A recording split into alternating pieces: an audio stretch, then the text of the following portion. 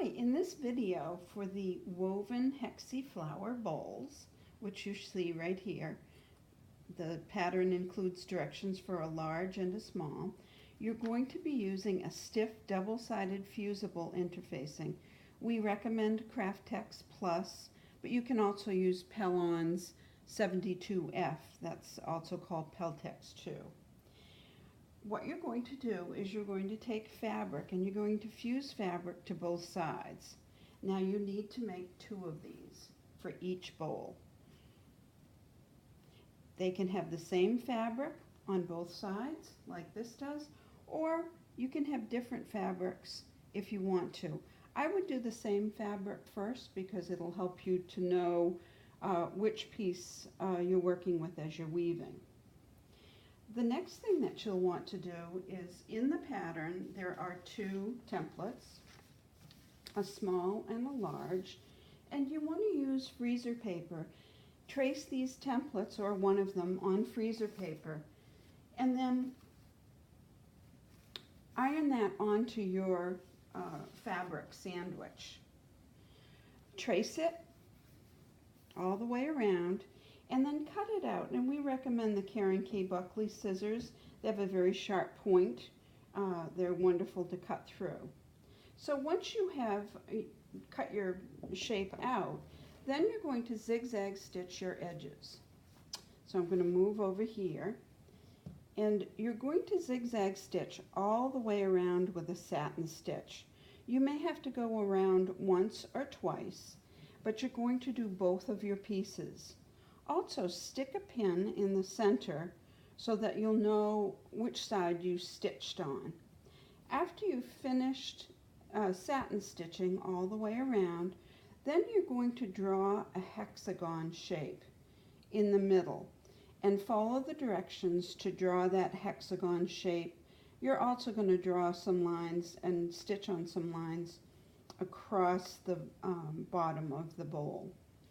These outside lines are going to be where you fold your legs up as you're weaving. So once you've finished satin stitching, you're going to put these 2 together, non-pin sides facing.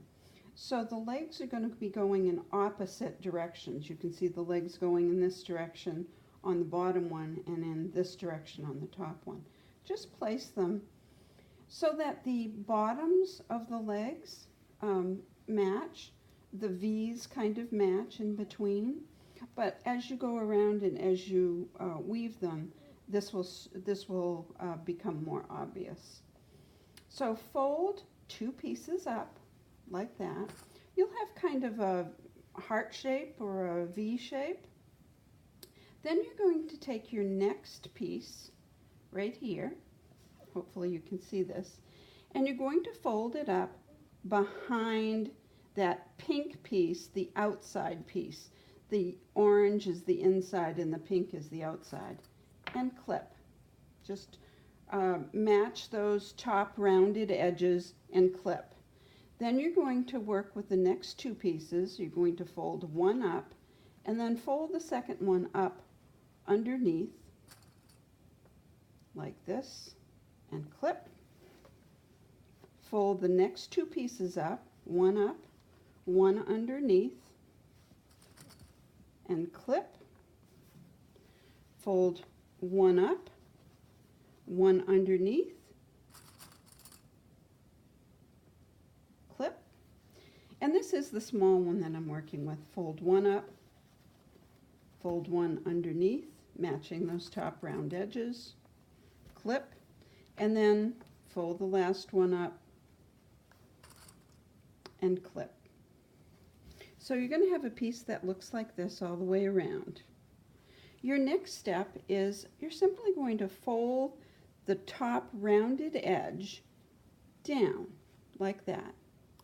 Now you can clip it with these smaller clover clips, or you can use the larger clover clips if you want to.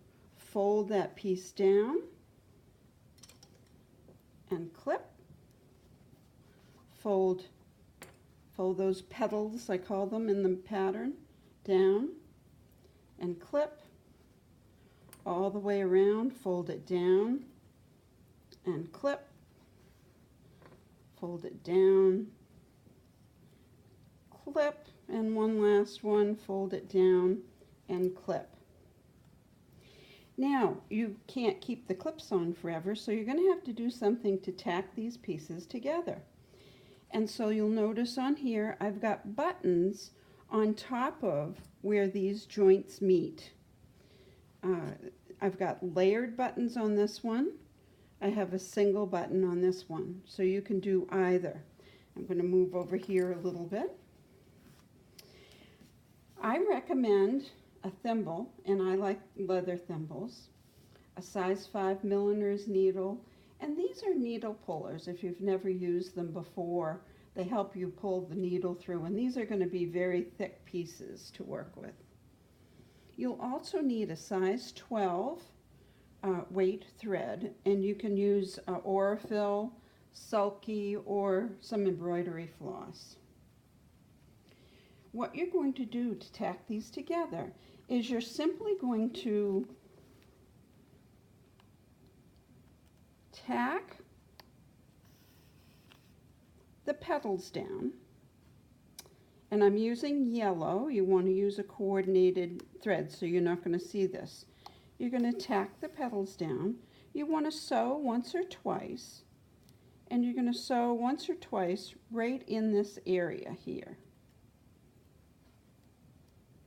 So if you're having a hard time getting your needle through, use your needle puller, and your thread will always get caught on something. So pull it through and push it all the way through to the back. You're going to tack your petals down here and here, and then you're going to place a button or a set of buttons right over that center spot and sew those on. So you'll do that for all 6 joints that you have, and then you will have a bowl that looks like this. Now there is one option where you can just tack down the outside petals, and if you want, you can leave the inside petals standing up. You may want to fold them just a little bit. But that's it. Have lots of fun.